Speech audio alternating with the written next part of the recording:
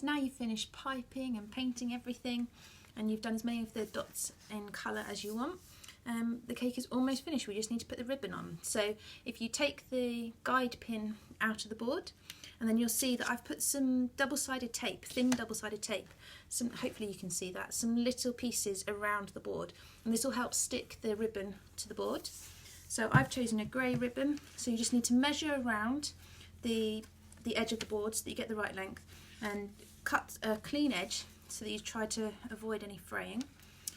And then if you peel off the backing of the double-sided tape and place it around, and make sure that it joins at the back, and you'll probably need to put a bit of double-sided tape on one end of the ribbon to be able to secure it to the other side of the ribbon, and then that should finish off the cake nicely. And that's it. We then have our finished Easter cake that's hopefully a little bit more special than just an everyday Easter cake, and I hope you like that. If you don't like the carrot idea, you could always replace that with maybe a fun Easter egg design, or maybe some flowers like a daffodil or something like that.